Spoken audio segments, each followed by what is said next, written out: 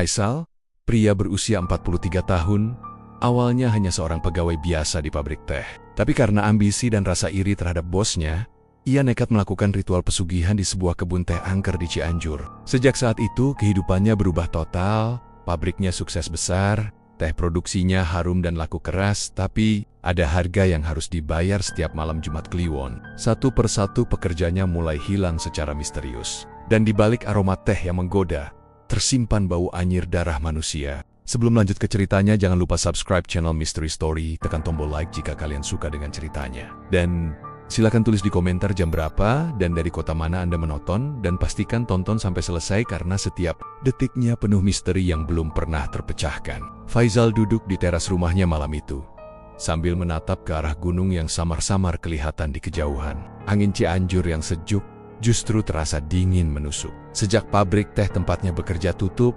hidupnya benar-benar berubah. Dulu setiap pagi dia masih semangat bangun siap kerja, ngopi sambil ngobrol sama teman-teman di pabrik. Sekarang, yang ada cuma sepi, kopi dingin, dan pikiran yang makin hari makin gelap. Istrinya mulai sering ngeluh soal uang belanja.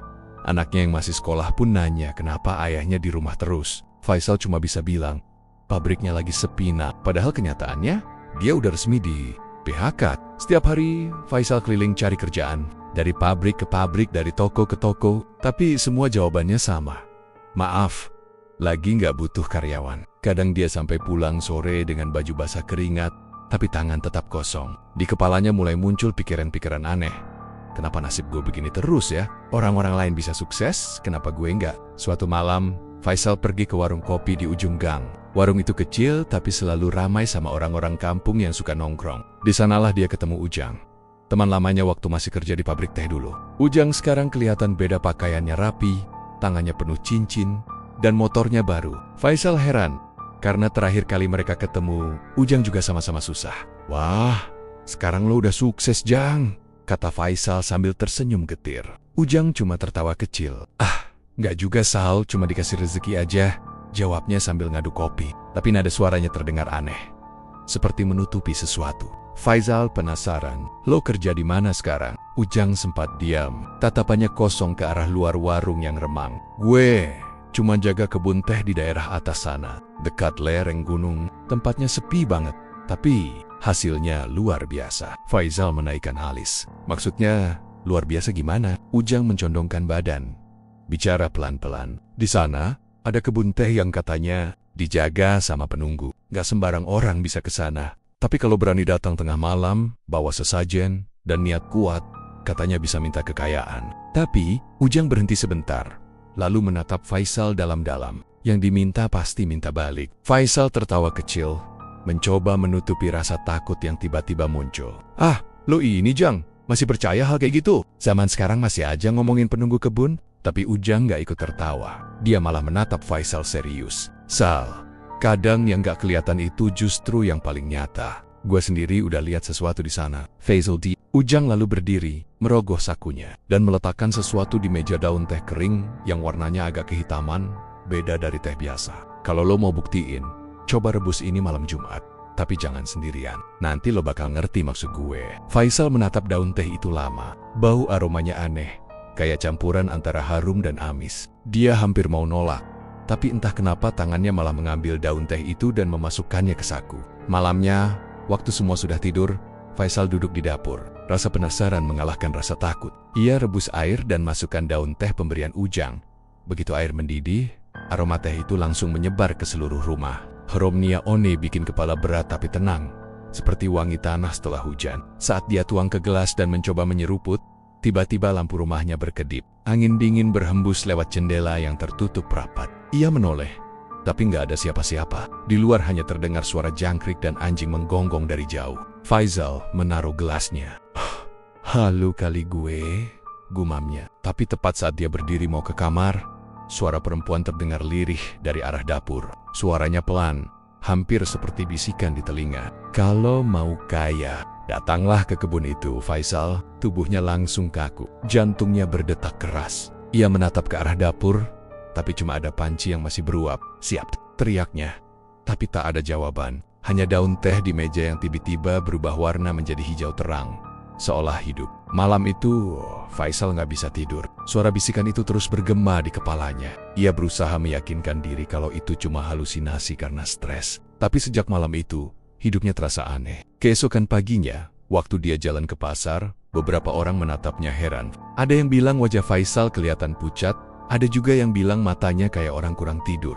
Tapi, Faisal cuma tersenyum. Dalam hati ia tahu, pikirannya udah nggak tenang. Hari-hari berikutnya, dia terus kepikiran sama kebun teh yang diceritain Ujang. Bahkan, setiap kali dia lewat daerah perbukitan, matanya otomatis mencari arah kebun itu. Seolah ada sesuatu yang manggil. Suatu malam, dia mimpi. Dalam mimpinya, dia berdiri di tengah kebun teh yang luas banget. Kabut tebal menutupi semua arah, dan di tengah kabut itu, ada sosok perempuan berpakaian putih panjang, rambutnya menutupi wajah, tangannya halus tapi dingin. Ia memegang cangkir teh, lalu berkata pelan, "Kalau kamu ingin hidupmu berubah, datanglah malam Jumat. Aku tunggu di bawah pohon teh tua." Faisal terbangun dengan keringat dingin. Suaranya masih terdengar jelas di telinganya. Ia mencoba melupakan mimpi itu, tapi hari demi hari, wajah perempuan itu terus muncul di pikirannya. Beberapa minggu kemudian, kabar buruk datang. Istrinya jatuh sakit karena stres, anaknya butuh biaya sekolah, dan tabungannya benar-benar habis. Setiap malam, Faisal duduk di depan rumah, memandangi gunung sambil merokok. Dalam hati, ia mulai bicara sendiri. Apa iya, semua orang yang sukses itu karena kerja keras? Atau karena mereka berani ambil risiko yang orang lain takutin? Malam itu, hujan rintik-rintik turun. Faisal mengambil jas hujan, lalu memandangi jalan setapak ke arah kebun teh yang dari rumahnya tampak samar. Ia ingat kata-kata Ujang, kalau berani ke sana tengah malam, bawa sesajen sama niat kuat. Tanpa pikir panjang, dia menyiapkan semuanya. Nasi tumpeng kecil, kembang 7 rupa, dan rokok kretek. Ia masukkan ke dalam tas, dan dengan langkah pelan tapi mantap, dia berangkat ke arah kebun teh di lereng gunung. Setiap langkah terasa berat. Jalan menuju kebun itu sepi. Cuma suara kodok dan serangga malam yang terdengar. Kabut turun perlahan, menutupi pandangannya. Tapi Faisal tetap jalan. Semakin dekat ke kebun, udara makin dingin dan bau tanah makin kuat. Sesampainya di sana, bulan sudah tinggi. Kebun teh itu luas banget, tapi anehnya, tak ada satupun penjaga malam. Semya Sanyu. Hanya ada suara angin berdesir di antara daun-daun teh. Faisal menatap ke arah pohon teh tua di tengah kebun, persis seperti yang ada di mimpinya. Ia melangkah pelan, lututnya gemetar. Saat sampai di depan pohon itu, ia menaruh sesajen di tanah dan menyalakan rokok kretek. "Halo, kalau ada yang di sini, saya cuma mau minta rezeki buat keluarga saya," ucapnya pelan, tapi suaranya bergetar. Awalnya tak terjadi apa-apa, hanya suara angin yang makin kencang. Tapi tiba-tiba, dari balik semak-semak, terdengar langkah pelan. Daun-daun teh bergerak sendiri, seperti ada sesuatu yang berjalan mendekat. Faisal menelan ludah tubuh Niakoku, dan saat angin berhenti seketika, suara itu terdengar lagi. Suara yang sama seperti di dapur malam itu. Pelan tapi jelas. "Kau datang juga, Faisal." Dingin menjalar dari tengkuk sampai punggungnya.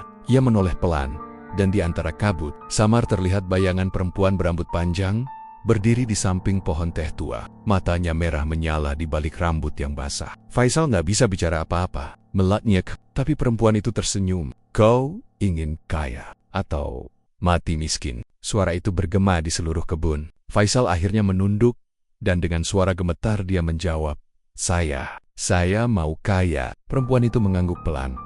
"Baik, tapi setiap panen, satu nyawa harus jadi pupuk kebun ini." Hujan makin deras. Petir menyambar di kejauhan. Dan di saat itu juga, Faisal merasa tanah di bawahnya bergetar pelan. Daun-daun teh di sekitarnya bergerak, seolah menyambut kedatangannya. Faisal menutup matanya, mencoba menenangkan diri. Tapi dari kejauhan, samar-samar terdengar tawa lirih, panjang dan menyeramkan, menggema di antara kabut. Malam itu, tanpa sadar Faisal sudah menandatangani perjanjian dengan sesuatu yang tak terlihat. Dan sejak saat itu, hidupnya tak akan pernah sama lagi.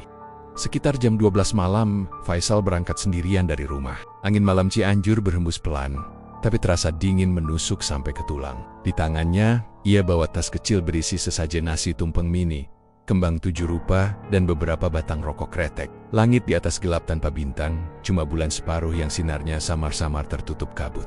Jalan menuju kebun teh itu sepi. Hanya suara langkah Faisal di jalan tanah yang basah dan gemerisik daun dari pepohonan di pinggir jalan. Setiap langkah terasa makin berat, tapi di dalam hatinya ada dorongan kuat yang gak bisa dia jelaskan. Entah karena rasa penasaran, atau karena keputusasaan hidupnya yang udah sampai titik paling rendah. Ia terus berjalan, menyusuri jalan setapak yang mulai ditutupi semak. Udara makin dingin, napasnya berubah jadi uap putih yang keluar pelan dari mulut. Sesekali ia berhenti, menatap ke sekeliling, memastikan arah.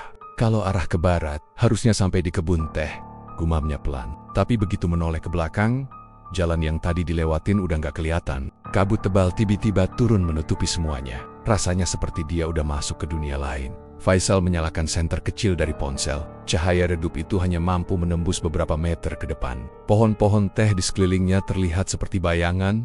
Orang berdiri berderet, diam tapi menatap. Semakin lama, kabut makin pekat, dan suara jangkrik pun perlahan menghilang. Tiba-tiba, dari kejauhan, Faisal melihat sebuah cahaya kecil. Ia mempercepat langkah, berharap itu adalah lampu rumah penjaga kebun. Tapi setelah makin dekat, ia sadar itu bukan lampu, melainkan cahaya lilin yang bergetar di tiupan angin. Di situ ada sebuah gubuk tua, berdinding kayu lapuk dan atap seng yang udah berkarat. Ini pasti tempatnya, katanya pelan, menelan ludah. Begitu melangkah masuk, hawa di dalam gubuk berubah drastis. Udara jadi dingin sekali, seperti di dalam lemari es. Hidungnya mencium bau aneh campuran tanah lembab dan sesuatu yang mirip bau besi karatan. Di sudut ruangan, dia melihat meja kayu tua yang penuh debu. Di sanalah dia menaruh sesajen yang udah disiapkan dari rumah. Dengan tangan gemetar, Faisal menyalakan lilin kecil dan menancapkannya di tengah nasi tumpeng. Cahaya kuning dari api lilin itu menari pelan di dinding gubuk yang penuh sarang laba-laba. Ia duduk bersila di depan sesajen, membuka catatan kecil dari saku jaketnya, catatan yang berisi mantra pesugihan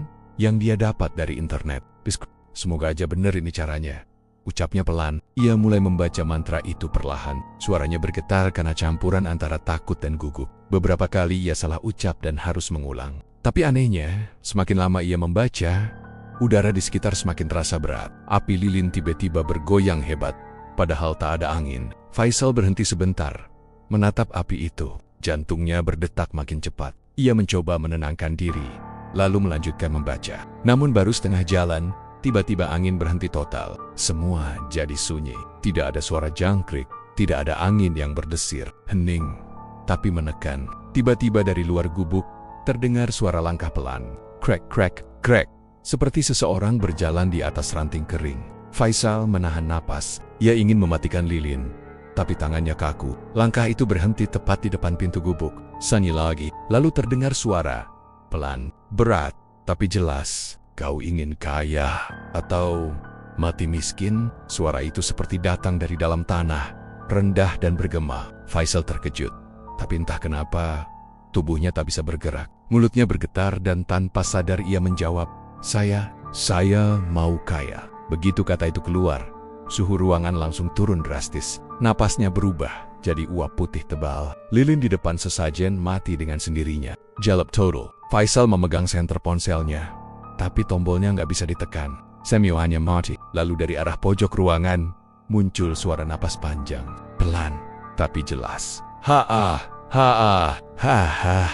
Faisal menoleh, dan di tengah kegelapan, samar-samar muncul siluet seseorang. Tubuhnya ramping, rambutnya panjang sampai ke lantai. Saat semakin dekat, Faisal bisa melihat wajahnya pucat kehijauan. Kulitnya seperti daun teh yang lembab, dan matanya hitam polos tanpa bola mata. Faisal ingin teriak tapi suaranya tertelan. Ia hanya bisa mundur pelan. Tapi perempuan itu melangkah maju. Langkahnya tak bersuara sama sekali. Baik, katanya pelan, dengan suara serak tapi jelas. Tapi setiap panen, satu nyawa harus jadi pupuk kebun ini. Faisal terdiam. Ia nggak ngerti maksudnya. Pupuk? Nyawa? Pikirnya dalam hati. Tapi saat mau bertanya, perempuan itu menatapnya tajam. Matanya hitam pekat seperti sumur dalam. Seketika kepala Faisal terasa berat. Pandangannya kabur. Ia jatuh berlutut. Dari arah luar gubuk, tiba-tiba terdengar suara gemerisik daun teh yang bergerak sendiri. Tanah di bawah gubuk seperti bergetar pelan, dan hawa aneh menyelimuti sekelilingnya. Faisal sempat melihat sesuatu merayap di lantai. Akar-akar halus seperti tanaman teh, bergerak pelan menuju sesajen. Akar itu melilit nasi tumpeng dan bunga 7 rupa, lalu menariknya masuk ke tanah. Perempuan itu tersenyum samar. kau sudah berjanji, aku akan menepatinya. Setelah itu, tubuhnya perlahan kabur, berubah menjadi kabut hijau yang menyelimuti seluruh ruangan. Bau harum teh yang manis menyebar kemana-mana. Tapi anehnya, di balik harum itu, ada aroma amis yang menusuk hidung. Faisal pingsan. Pagi harinya, ia terbangun di dalam gubuk dengan tubuh menggigil. Lilin di depannya sudah habis meleleh. Sesajen raib. Dan tanah di bawah tempat ia duduk basah seperti habis diguyur hujan. Tapi anehnya, meskipun malam tadi penuh ketakutan, pagi itu tubuhnya terasa ringan, dadanya plong, dan entah kenapa, di dalam hatinya muncul rasa percaya diri yang belum pernah dia rasakan sebelumnya. Ia keluar dari gubuk, menatap kebun teh yang diselimuti kabut pagi. Sinar matahari menembus kabut tipis, dan di kejauhan, daun-daun teh tampak berkilau kehijauan. Lebih segar dari biasanya. Faisal menghirup udara dalam-dalam, dan bau teh yang harum seolah memenuhi paru-parunya. Ana, gumamnya. Tapi di dalam kepalanya, suara perempuan itu masih terngiang. Setiap panen, satu nyawa harus jadi pupuk kebun ini. Ia mencoba mengabaikannya, menenangkan diri dengan berpikir semua itu cuma mimpi. Tapi begitu menuruni bukit, dia melihat sesuatu di jalan setapak seekor burung mati. Tubuhnya kering seperti sudah berminggu-minggu. Padahal semalam tempat itu baru saja diguyur hujan. Faisal menatap burung itu sebentar, lalu berjalan cepat meninggalkan kebun. Ia tidak menoleh lagi, meskipun beberapa kali merasa seperti ada yang mengikuti dari belakang. Suara langkah pelan, krek-krek, terus terdengar sampai ia keluar dari area kebun. Tapi setiap dia berhenti dan menoleh, tidak ada siapa-siapa. Malam itu setelah pulang ke rumah, Faisal duduk di kursi ruang tamu sambil menatap kosong. Ia masih memikirkan kejadian di gubuk itu, tapi rasa takutnya perlahan digantikan oleh perasaan aneh seolah ada sesuatu yang menuntun pikirannya untuk percaya bahwa semua yang dia lakukan sudah benar. Ia merasa yakin bahwa mulai malam itu, hidupnya akan berubah. Namun di luar rumahnya, angin berhembus pelan membawa aroma teh yang samar-samar tercium. Seekor kucing hitam melintas di depan rumahnya, menatap Faisal lama sebelum pergi. Dan dari arah gunung, kabut tipis mulai turun, menutupi seluruh desa. Sejak malam itu, Faisal tidak pernah lagi bermimpi buruk. Tapi setiap kali ia duduk diam, selalu terdengar suara pelan di telinganya, suara perempuan dengan nada halus, namun menyeramkan. Kau sudah berjanji, Faisal, jangan lupa tumbal pertama. Faisal menelan ludah, memandang ke arah kebun di kejauhan yang tampak samar di balik kabut. Ia tidak tahu apa yang sebenarnya sudah ia mulai malam itu. Tapi satu hal yang pasti, hatinya kini sudah terikat oleh sesuatu yang tidak bisa dia lepaskan. Dan meskipun ia belum tahu apa konsekuensinya, dari dalam hatinya muncul keyakinan aneh bahwa kekayaan yang dia minta sebentar lagi akan datang. Beberapa bulan setelah malam di kebun teh itu, hidup Faisal berubah drastis. Dari yang dulunya pengangguran, tiba-tiba dia punya pabrik teh sendiri di pinggir kota Cianjur. Warga sekitar sempat heran, karena nggak ada yang tahu dari mana dia dapat modal sebesar itu. Tapi Faisal cuma bilang, ada rezeki nomplok, sambil senyum kecil. Pabriknya berdiri di bangunan bekas gudang tua, dekat perkebunan teh yang udah lama nggak dipakai. Bangunannya sederhana, tapi dari luar aja udah kecium aroma harum teh yang beda dari biasanya. Lebih tajam, lebih kuat, dan entah kenapa, ada wangi samar yang gak bisa dijelaskan. Awalnya, produksi Faisal cuman kecil-kecilan. Dia giling sendiri, keringin sendiri, dan bungkus sendiri. Tapi entah kenapa, teh buatannya laku keras. Warga Cianjur bilang, tehnya Faisal itu aromanya ngeluarin rasa tenang. Tapi aneh, kayak ada rasa manis yang gak umum. Bahkan, ada yang bilang, setelah minum teh itu, kepala jadi ringan. Dan malamnya mimpi aneh, seperti melihat kebun luas penuh kabut. Dan di tengahnya berdiri wanita berambut panjang dengan mata hitam pekat. Setiap kali ada yang cerita begitu, Faisal cuma tertawa kecil. Tapi dalam hatinya, dia tahu itu bukan mimpi sembarangan. Itu tanda kalau penguasa kebun teh itu masih memperhatikan perjanjiannya. Semakin lama, bisnis teh Faisal makin besar. Pesanan datang dari luar kota, Bandung, Bogor, bahkan Jakarta. Banyak distributor yang datang langsung ke pabriknya. Mereka bilang, teh kamu punya aroma khas yang bikin ketagihan. Faisal pura-pura heran, tapi dalam hati dia senyum puas. Ia tahu, itu bukan karena keahlian tangannya. Itu karena darah dan tumbal yang memberi rasa di tiap daun teh itu. Namun semua keberuntungan itu datang dengan satu syarat yang terus menghantui. Setiap malam Jumat Kliwon, Faisal harus memberi pupuk ke kebun itu. Seperti yang wanita hijau itu bilang dulu. Awalnya, dia pikir itu cuma perumpamaan. Tapi waktu pertama kali dia lupa datang, hal aneh terjadi. Daun-daun teh di pabriknya menguning mendadak, meski baru dikeringkan pagi itu. Mesin penggiling berhenti sendiri, dan dari dalam bak teh kering, muncul darah segar menetes pelan. Faisal hampir pingsan waktu lihat itu. Malamnya, sosok wanita pucat itu muncul di depan rumahnya. Dengan suara lembut tapi dingin, ia bilang, "Janji tidak boleh dilupakan. Pupuknya harus kau beri." Sejak malam itu, Faisal mulai paham.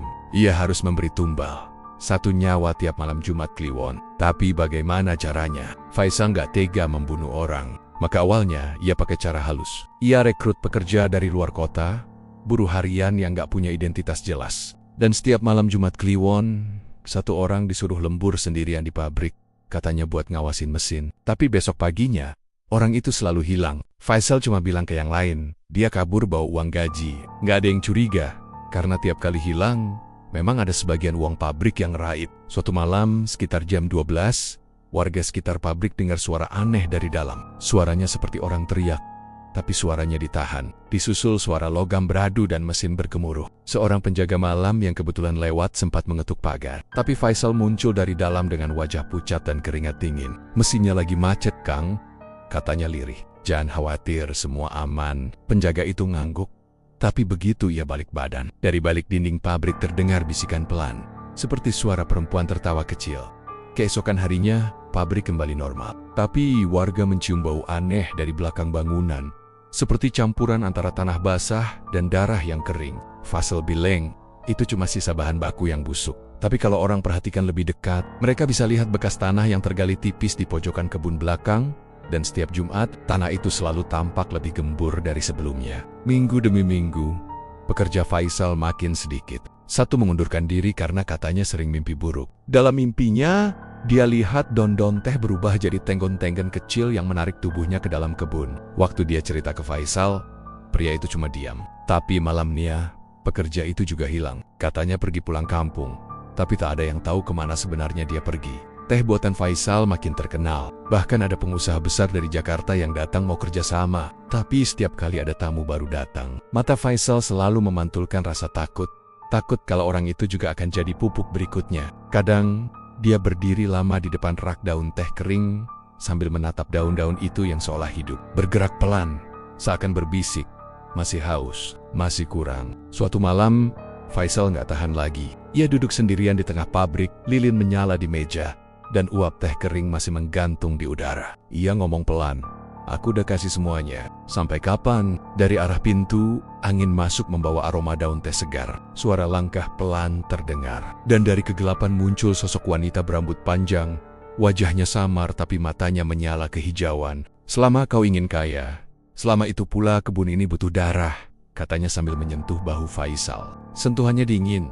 Tapi anehnya Faisal nggak bisa bergerak. Ia cuma bisa mengangguk pelan. Sejak malam itu, Faisal mulai kehilangan nurani. Ia udah nggak takut lagi. Setiap kali ada pekerja baru, dalam pikirannya hanya satu hal, "Kau akan jadi bagian dari kebunku." Dan anehnya, setiap kali tumbal baru dikorbankan, produksi teh Faisal meningkat 2 kali lipat. Warnanya lebih pekat, aromanya lebih menggoda. Tapi bagi mereka yang meminumnya terlalu sering, mimpi buruk datang tanpa henti. Beberapa pelanggan setia teh Faisal mulai sakit aneh. Badannya kurus, matanya cekung. Dan setiap tidur mereka mengigau. Katanya mereka lihat wajah pucat perempuan dengan rambut menutupi wajah. Menawari secangkir teh sambil bilang, "Minumlah, agar kau tetap bersamaku." Tapi Faisal nggak peduli. Ia sudah terjebak terlalu dalam. Setiap pagi, ia lihat hasil penjualan meningkat. Tapi setiap malam Jumat, tangannya berlumuran darah. Ia bahkan mulai terbiasa dengan jeritan samar dari ruang belakang. Baginya, itu cuma bagian dari proses produksi. Namun satu hal yang belum dia sadari, setiap kali darah mengalir, bayangan wanita itu makin kuat. Sosoknya kini mulai sering muncul di cermin, di permukaan air, bahkan di uap teh panas yang baru diseduh. Kadang, Faisal lihat senyum kecilnya dari pantulan teko logam, dengan mata yang menatap tajam, seakan berkata, "Sebentar lagi giliranmu." Pabrik teh Faisal kini bukan sekadar tempat kerja. Ia berubah jadi rumah bagi arwah yang dikorbankan. Dan setiap helai daun teh yang dikeringkan, seolah menyimpan bisikan mereka. Dan tanpa disadari Faisal, kebun yang dulu memberi keberuntungan itu, kini pelan-pelan menuntut harga yang jauh lebih besar dari sekadar darah tumbal. Sampai suatu hari, satu pekerja baru melihat sesuatu di ruang pengeringan. Tangan manusia yang kaku mencuat dari tumpukan daun teh. Ia menjerit, tapi Faisal keburu datang dan memukulnya hingga pingsan. Malam itu, warga kembali mendengar suara jeritan samar dari pabrik yang terkunci rapat. Dan esok paginya, aroma teh buatan Faisal terasa lebih kuat dari biasanya, dengan wangi samar yang menyerupai darah segar. Siang itu, matahari Cianjur terasa terik banget. Pabrik teh milik Faisal seperti biasa sibuk dengan aroma daun yang dijemur, bunyi mesin penggiling, dan debu halus yang berterbangan di udara. Faisal duduk di ruang kecil di pojok pabrik sambil memeriksa catatan pesanan. Tapi dalam kepalanya, bukan angka atau penjualan yang ia pikirkan, melainkan siapa korban berikutnya untuk malam Jumat ini. Hari itu juga datang pekerja baru, Yudi namanya. Anak muda, umur sekitar 20-an, asalnya dari kampung sebelah. Tubuhnya kurus, tapi kelihatan tangguh, matanya jernih, dan dari cara bicaranya, orang bisa tahu kalau dia polos dan jujur. Ia datang karena dengar kabar kalau pabrik teh Faisal selalu butuh tenaga tambahan, dan gajinya lumayan besar. Faisal langsung terima tanpa banyak tanya. Dalam hati ia sudah punya rencana, tapi kali ini, entah kenapa, ada rasa ragu kecil yang muncul di dadanya saat menatap wajah Yudi. Anak itu mirip almarhum adiknya, yang dulu meninggal karena demam waktu kecil beberapa hari pertama. Yudi kerja dengan rajin. Ia nggak banyak bicara, tapi cepat tanggap. Faisal bahkan sempat kagum, karena anak itu bisa kerja sampai larut tanpa ngeluh. Tapi dari cara Yudi memperhatikan sekitar, Faisal tahu, anak ini terlalu banyak tanya. Yudi sering melirik ke arah gudang belakang. Tempat Faisal selalu kunci ropet-ropet setiap malam.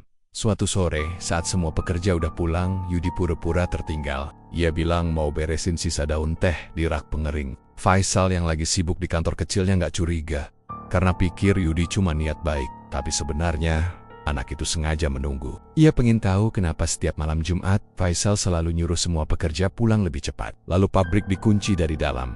Menjelang tengah malam, udara di sekitar pabrik mulai berubah. Kabut turun perlahan, dingin merayap masuk lewat celah jendela. Bau teh yang biasanya harum kini terasa aneh. Ada aroma besi, seperti darah. Yudi mulai merasa merinding. Tapi rasa penasaran lebih besar daripada takut. Ia jalan pelan ke arah gudang belakang, tempat pintunya tertutup gembok besar. Namun dari celah kecil di bawah pintu, terlihat cahaya redup seperti dari lilin. Yudi berjongkok, menempelkan mata ke celah pintu itu. Apa yang ia lihat langsung bikin jantungnya seperti berhenti berdetak di dalam ruangan. Faisal berdiri di tengah tumpukan daun teh segar. Tapi bukan itu yang bikin Yudi hampir menjerit. Daun-daun itu basah, bukan karena air, melainkan cairan merah gelap yang menetes pelan ke lantai. Di antara tumpukan daun itu, terlihat sepasang tangan manusia, kaku dan kehitaman. Tubuhnya setengah kering, setengah hangus, seperti baru saja dijemur di bawah api. Di samping Faisal, lilin-lilin menyala melingkar, dan aroma dupa bercampur dengan bau anyir yang menusuk hidung. Yudi menutup mulutnya ropet-ropet agar enggak bersuara, tapi pandangannya masih menatap ke dalam, ke arah Faisal yang sedang berdiri sambil mengucap sesuatu dengan suara rendah. Ia seperti sedang berdoa, tapi kata-katanya bukan bahasa yang dimengerti. Sesekali ia menunduk dan menyiram cairan dari kendi kecil ke tubuh hangus itu. Lalu dari kegelapan di sudut ruangan, muncul sesuatu. Yudi lihat rambut panjang terurai, mengambang seperti ditiup angin. Padahal ruangan itu tertutup. Wajah perempuan pucat itu muncul perlahan dari belakang Faisal. Tapi wajahnya bukan wajah manusia biasa. Kulitnya menempel seperti daun kering. Matanya gelap polos tanpa bola mata. Dan di bahunya, daun-daun teh menempel seperti sisik yang hidup. Ia menatap Faisal, lalu mendekat pelan. Dengan suara berbisik, perempuan itu berkata, "Panen malam ini." Faisal menunduk hormat, dan dari tangannya, ia ambil segenggam daun teh yang masih basah darah, lalu menaruhnya ke dalam karung besar di sampingnya. Sementara itu, tubuh manusia yang setengah hangus tadi pelen-pelen tenggelam ke dalam tumpukan daun, seolah ditelan bumi. Yudi gemetar, napasnya tersengal, dadanya naik turun. Ia nggak tahan lagi, mundur pelan, tapi kakinya tanpa sengaja menginjak potongan kayu kecil. Suaranya nyaring, krek. Faisal langsung menoleh ke arah pintu. Wajahnya berubah, kulitnya pucat pasi, matanya merah, dan urat di lehernya menegang. Ia berjalan cepat ke arah pintu.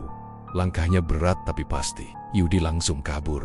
Ia lari keluar lewat jendela samping, terjun ke kebun di belakang pabrik. Tapi sebelum dia benar-benar keluar area pabrik, dari dalam terdengar suara teriakan Faisal, parau dan dalam. "Berhenti!" Suara itu bukan suara manusia biasa. Ada gema berat di belakangnya. Seperti ada dua suara berbicara bersamaan. Satu suara Faisal, satu lagi suara perempuan. Yudi menoleh sekilas. Dan di antara kabut tebal, dia lihat Faisal berdiri di depan pintu gudang. Wajahnya bukan lagi wajah manusia. Kulitnya kehijauan, matanya hitam polos, dan dari belakangnya muncul bayangan besar dengan rambut panjang melayang di udara.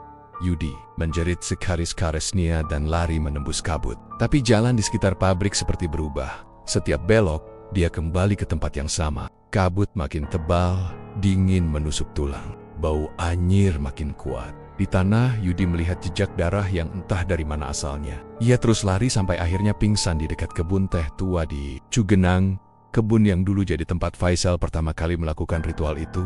Keesokan paginya, warga menemukan sepeda motor Yudi tergeletak di depan pabrik, tapi anaknya nggak ada. Faisal bilang dengan nada datar, dia pulang mendadak, katanya ibunya sakit. Semua orang percaya, karena Faisal dikenal baik. Tapi malam itu, di gudang belakang, tumpukan daun teh terlihat lebih segar dan mengeluarkan aroma yang lebih pekat dari biasanya.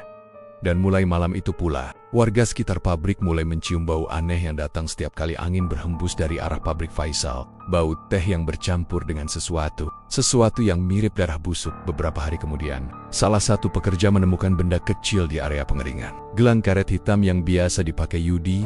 Faisal langsung mengambilnya dan memasukkannya ke saku tanpa bicara apa-apa. Tapi malamnya, ketika dia sendirian di ruang pabrik, suara langkah pelan terdengar dari arah belakang. Tok, tok, tok. Suara itu makin lama makin dekat. Faisal menelan ludah, menatap ke pintu. Lilin di meja bergoyang pelan. Lalu suara pelan itu terdengar di telinganya. "Kenapa aku, Pak?" Faisal langsung berdiri.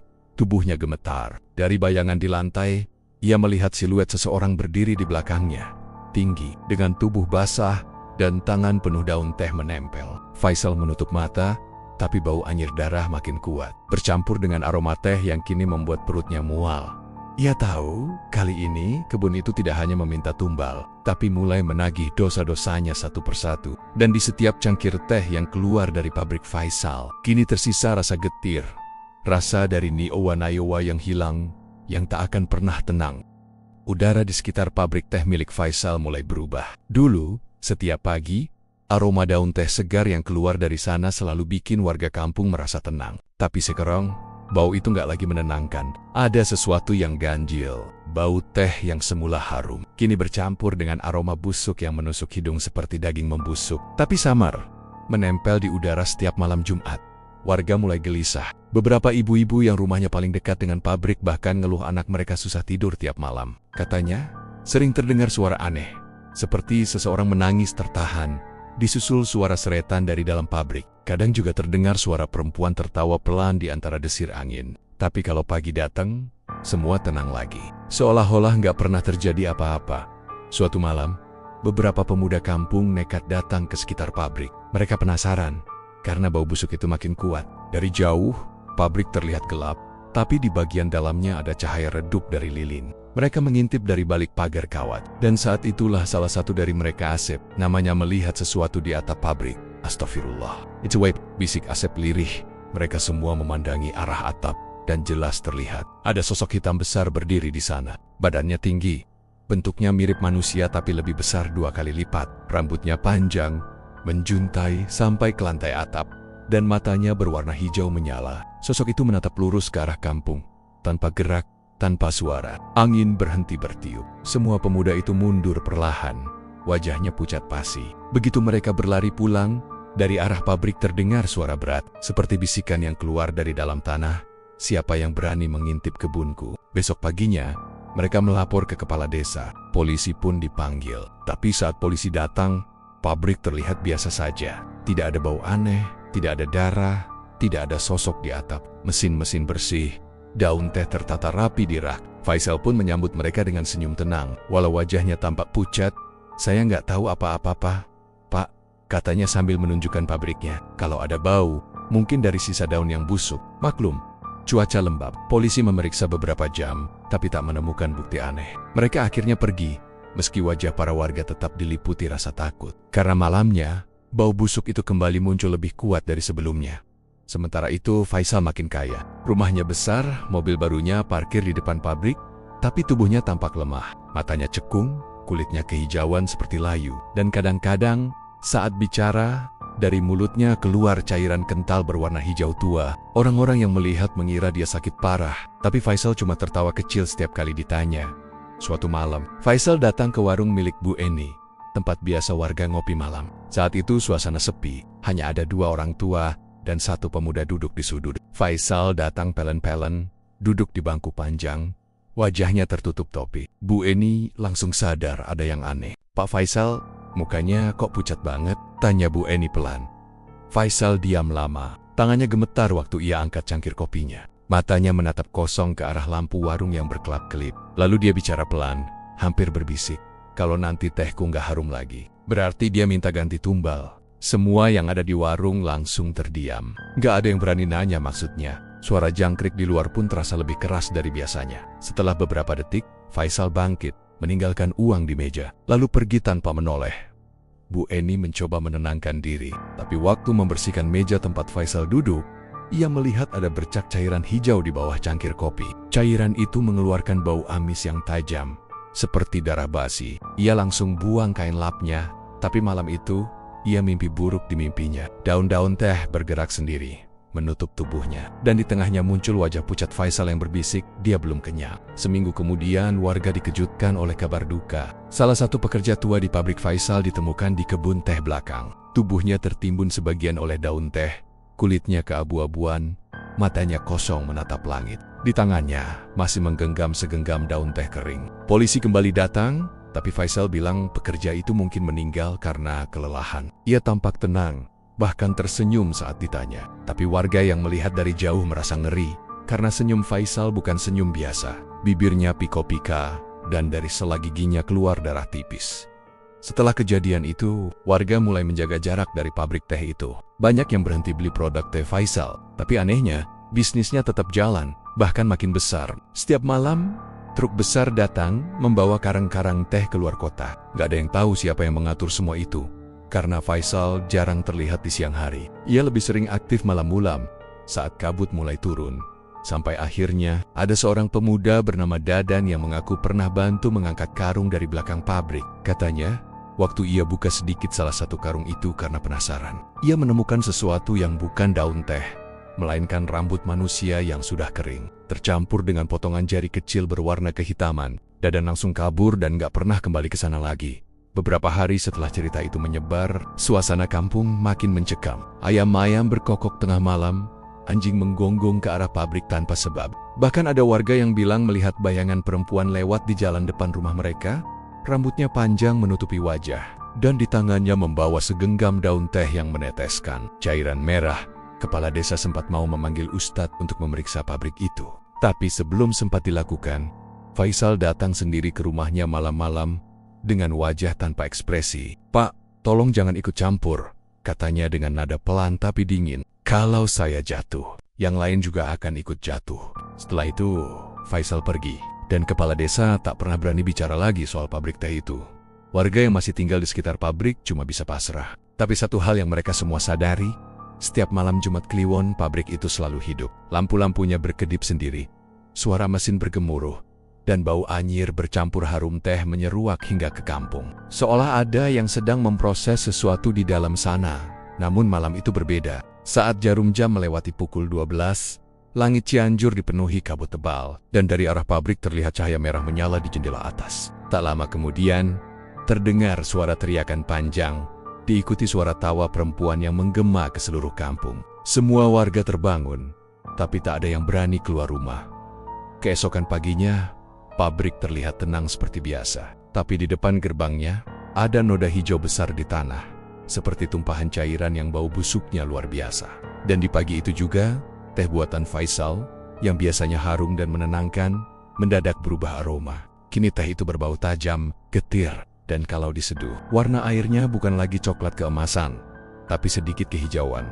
Warga mulai sadar. Mungkin Faisal benar waktu itu di warung, teh yang tak lagi harum. Artinya, dia menagih tumbal baru, dan mereka tahu, kali ini, tumbalnya bukan hanya pekerja, tapi siapapun yang berani mendekati kebun teh terkutuk itu. Malam itu hujan deras mengguyur Cianjur tanpa ampun. Petir menyambar seperti mengoyak langit, dan kilat menyorot jalan setapak menuju kebun teh tua di lereng Cugenang. Di tengah badai itu, terlihat satu sosok berjalan tertatih dengan jas hujan lusuh dan sebuah kendi tanah liat di tangan. Itulah wajahnya pucat, matanya kosong dan langkahnya berat, seolah tahu bahwa malam itu bukan malam biasa, tapi malam terakhir dalam hidupnya. Kendi yang ia bawa berisi darah ayam hitam, bau amisnya menusuk hidung meski terhantam hujan. Darah itu kental, masih hangat, dan terus menetes di sepanjang jalan tanah yang ia lewati. Faisal tahu, ritual ini bukan untuk mencari kekayaan lagi. Ini adalah permintaan terakhir, permohonan agar bisa berhenti, agar semuanya berakhir. Tapi dalam hatinya, ia sadar satu hal, tak ada jalan keluar dari perjanjian dengan makhluk kebun itu. Langkahnya sampai di depan gubuk tua, tempat pertama kali semuanya dimulai. Gubuk itu tampak lebih rusak, tapi lilin-lilin di dalamnya masih menyala seperti ada yang menjaga. Dari celah papan dinding,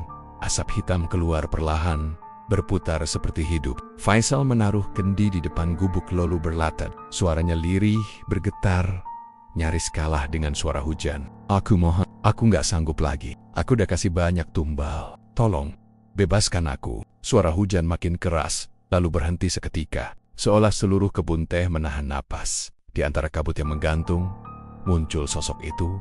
Wanita berambut panjang yang dulu memberinya kekayaan. Tapi kini penampilannya berubah. Kulitnya yang dulu kehijauan kini membusuk seperti daun teh busuk. Wajahnya meleleh, dan bola matanya berwarna merah darah. Dari tubuhnya keluar aroma tajam seperti teh basi bercampur bangkai. Suaranya berat dan serak. Kau pikir bisa lepas begitu saja, Faisal? Faisal menunduk.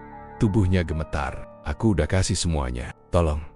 Aku cuma mau hidup normal. Wanita itu tertawa pelan. Tawa yang dingin, tapi dalamnya seperti jerit ribuan orang. Janji tak bisa dibatalkan, Faisal. Kau kaya dari darah manusia. Kau hidup dari nyawa orang lain. Sekarang giliranmu jadi pupuk. Tiba-tiba, tanah di bawah Faisal bergetar. Akar-akar tanaman teh mencuat keluar, melilit kakinya, lalu tangannya. Ia menjerit, mencoba menarik diri, tapi akar itu makin kuat, menggigit kulitnya seperti ular lapar. Ampun, tolong! Faisal berteriak, matanya melotot, namun tak ada yang bisa mendengar. Hujan mulai turun lagi, tapi kini berwarna kehitaman. Bau tanah bercampur amis darah tercium di mana-mana. Akar-akar itu menariknya perlahan ke tanah, seperti sedang menelan korban hidup. Suara tulangnya retak, suaranya tenggelam dalam tanah basah. Sosok wanita siluman teh itu berdiri di atasnya. Matanya menatap tajam ke arah Faisal, yang setengah tubuhnya sudah tertanam. Panenmu berakhir di sini, bisiknya pelan. Faisal mencoba berdoa, menyebut nama Tuhan berkali-kali, tapi lidahnya seperti terikat. Dari mulutnya keluar cairan hijau, lalu darah. Tanah terus menutup tubuhnya sampai hanya kepalanya yang tersisa di permukaan. Petir menyambar, dan seketika wajah wanita siluman itu menatap lurus ke matanya. Sekarang kebun ini milikmu, untuk selamanya. Setelah kalimat itu, tanah menelan Faisal sepenuhnya. Tak ada suara, tak ada hanya bau anyir dan daun teh yang perlahan berubah warna menjadi merah tua. Keesokan paginya, hujan berhenti. Kabut menggantung di atas kebun teh itu. Beberapa warga yang lewat melihat hal aneh. Daun-daun teh mengeluarkan embun merah seperti darah. Dan di tengah kebun muncul gundukan tanah baru yang ditumbuhi semak kecil menyerupai bentuk manusia. Sejak malam itu, pabrik teh Faisal seolah tetap berjalan sendiri. Setiap pagi, warga mendengar suara mesin berputar. Padahal pintu pabrik digembok dari luar. Tak ada orang masuk. Tak ada asap keluar dari cerobong, tapi bau teh harum tercium di sepanjang jalan. Orang-orang yang lewat sering melihat bayangan Faisal di jendela pabrik, duduk diam dengan wajah pucat, menatap keluar. Konon, kalau malam Jumat Kliwon, dari kebun teh itu terdengar suara lelaki menjerit pelan. Lalu disusul tawa perempuan panjang yang menggema di antara kabut. Seorang warga pernah mencoba mendekat. Ia bilang saat berdiri di tepi kebun, ia melihat daun-daun teh bergerak seperti bernafas. Lalu dari sela-selanya muncul mata merah menyala menatap balik. Setelah itu, warga itu jatuh sakit selama berminggu-minggu. Tubuhnya panas, tapi kulitnya terus berbau teh basi. Ia sempat bergumam dalam demamnya. Dia belum kenyang. Dia masih haus darah. Orang-orang kemudian menjauh dari area itu. Pabrik teh ditutup, dan kebun teh di Cugenang dianggap terkutuk. Tak ada yang berani lewat setelah maghrib. Tapi setiap kali angin bertiup membawa aroma teh harum, warga tahu, itu tanda siluman kebun teh sedang mencari tumbal baru. Dan di antara kabut, kadang terlihat siluet pria berjas hujan lusuh, membawa kendi tanah liat, berjalan pelan menyusuri kebun. Wajahnya tak terlihat, tapi langkahnya berat dan menyeret, seolah masih mencari sesuatu yang belum selesai. Orang-orang bilang, Itu arwah Faisal. Masih terikat dengan perjanjiannya sendiri. Karena di dunia pesugihan, tak ada yang namanya keberuntungan tanpa bayaran. Beberapa bulan setelah kejadian mengerikan di kebun teh Cugenang itu, suasana di kampung sekitar mulai terasa aneh. Awalnya, orang-orang mengira semuanya sudah berakhir setelah Faisal menghilang tanpa jejak. Pabrik teh miliknya ditinggalkan, pintunya berdebu, kaca-kacanya retak, dan di halaman depan tumbuh rumput liar setinggi lutut. Tak ada yang berani mendekat, apalagi masuk ke dalam. Tapi suatu malam, tepat malam Jumat Kliwon, ada warga yang lewat dan melihat sesuatu yang bikin bulu kuduknya berdiri. Lampu pabrik teh itu menyala terang, asap tipis keluar dari cerobongnya seperti dulu, dan terdengar suara mesin berputar halus dari dalam. Padahal, sudah berbulan-bulan tempat itu kosong. Besoknya, warga yang penasaran mulai berdatangan dari jauh. Cuma untuk memastikan, mereka berdiri di pagar bambu tua yang melingkari pabrik. Pintu utamanya terbuka sedikit, seperti ada angin dari dalam yang mengundang. Tak ada siapa-siapa di sana. Tapi di depan pintu tergantung papan kayu baru bertuliskan, "Pabrik Teh Harum Asli Cianjur. Buka kembali." Tulisan itu bersih dan masih basah catnya. Padahal tak ada yang merasa menulisnya. Sore itu, seorang pedagang keliling bernama Darto nekat masuk ke halaman pabrik. Ia penasaran dan berpikir mungkin ada pemilik baru yang mau buka usaha lagi. Tapi begitu dia melangkah, tanah di sekitarnya lembek seperti becek setelah hujan. Padahal cuaca beberapa hari itu cerah, Darto memungut satu daun teh kering yang tergeletak di tanah. Dan kaget karena daun itu lengket, seperti kena darah. Ia buru-buru menjatuhkannya. Tapi bau amisnya nempel di jarinya, nggak bisa hilang meski dicuci berkali-kali. Malamnya, suara perempuan tertawa pelan terdengar dari arah kebun di belakang pabrik. Suaranya lembut, seperti mengajak bicara, tapi panjang dan serak di ujung. Kadang terdengar juga suara langkah kaki di atap pabrik, padahal pabrik itu tinggi dan tak ada tangga ke atas. Warga mulai resah, tapi anehnya, tak lama setelah itu, ada orang-orang datang dari luar kota yang katanya mau beli teh dari sana. Entah dari mana mereka tahu, tapi aroma teh dari pabrik itu menyebar ke seluruh kampung. Bahkan sampai ke jalan raya. Wanginya kos, bukan sekadar harum teh biasa. Ada aroma manis, bercampur sedikit amis, yang anehnya bikin orang pengen nyicip. Beberapa warga yang penasaran akhirnya membeli teh itu dari warung di pinggir jalan. Katanya, ada seseorang berwajah pucat yang datang malam-malam membawa karung isi teh, lalu menitipkan pada pedagang sambil bilang, "Jual saja, nanti hasilnya akan kembali padamu." Pedagang itu tak tahu siapa orang itu, karena wajahnya selalu tertutup topi dan masker. Yang ia tahu, setelah menjual teh itu, dagangannya selalu laku keras. Warga yang minum teh itu bilang rasanya luar biasa. "Enak banget, teh ini lain dari yang lain," kata salah satu ibu rumah tangga. Tapi beberapa menit setelah meminumnya, mereka merasakan sesuatu aneh. Jantung berdebar, kepala pusing, dan pandangan mulai kabur. Beberapa bilang mereka melihat bayangan perempuan di cangkir teh, tersenyum dari permukaan air, lalu menghilang. Ada juga yang mendengar bisikan, "Terima kasih sudah mencicipi hasil panenku." 3 hari kemudian, warga pertama yang minum teh itu ditemukan meninggal di rumahnya. Wajahnya membiru, matanya terbuka lebar menatap langit-langit, dan di tangannya masih menggenggam cangkir. Dari mulutnya keluar busa berwarna kehijauan, dan lidahnya hitam seperti gosong. Polisi datang memeriksa, tapi tak menemukan tanda kekerasan. Mereka menyimpulkan korban keracunan, tapi warga tahu ini bukan racun biasa. Sejak saat itu, satu persatu orang yang pernah meminum teh itu mulai sakit. Tubuh mereka lemas, kulitnya dingin, dan napasnya berbau teh basi bercampur darah. Sebagian meninggal dengan kondisi aneh, tubuh kaku, mata membelalak, dan daun-daun teh menempel di wajah mereka seolah menempel sendiri. Desa Cugenang berubah jadi sunyi. Tak ada yang berani lagi menyeduh teh. Bahkan menyebut namanya saja warga enggan. Mereka menyebut pabrik itu dengan sebutan baru, pabrik teh berdarah. Malam-malam berikutnya jadi penuh teror. Kabut tebal selalu turun dari arah kebun teh menuju pemukiman. Orang yang terjebak di luar rumah waktu kabut datang sering mendengar suara langkah kaki menyeret, diikuti aroma teh yang makin lama makin amis. Dari jendela, beberapa warga melihat sosok pria tua berjas hujan lusuh berjalan di antara tanaman teh, membawa cangkir di tangan. Wajahnya pucat, bibernya biru, dan di matanya tak ada kehidupan. Setiap kali kabut menutupi tubuhnya, terdengar suaranya pelan, seolah berbicara pada orang yang tak terlihat. "Tehnya harum ya?" Suara itu menggema di seluruh kebun, membuat bulu kuduk siapapun yang mendengarnya berdiri. Pernah ada sekelompok anak muda dari luar kota yang datang untuk uji nyali. Mereka menantang diri masuk ke area kebun teh itu tengah malam. Salah satu dari mereka merekam video, tapi hasilnya cuma kabut putih tebal. Hanya di detik-detik terakhir, terdengar tawa perempuan pelan di rekaman itu. Lalu gambar langsung gelap. Dari 5 orang, hanya 2 yang berhasil keluar. 3 lainnya hilang tanpa jejak. Saat warga mencari keesokan harinya, mereka hanya menemukan sisa pakaian dan cangkir tanah liat di dekat gubuk tua. Di dalam cangkir itu, ada daun teh merah dan potongan rambut manusia. Semakin lama, kejadian aneh makin sering terjadi. Suara mesin pabrik tetap terdengar setiap malam, tapi tak ada satupun yang terlihat bekerja di dalam. Kadang, dari cerobong keluar asap hitam dengan bau daging terbakar, dan bila ada yang berani mendekat, mereka akan melihat bayangan banyak orang di jendela pabrik, seperti para pekerja, tapi wajah mereka rata tanpa mata dan mulut. Semua bergerak dalam diam menggola don-don teh yang seolah meneteskan darah. Suatu malam, salah satu penjaga kampung, Pak Damin, berani datang sendirian membawa senter dan doa. Ia ingin memastikan sumber kejadian itu. Saat tiba di depan pabrik, lampu di dalam padam seketika sunyi. Tapi tiba-tiba senter di tangannya mati, dan dari arah belakang terdengar suara seseorang berbisik, "Kau mau ikut panen juga?"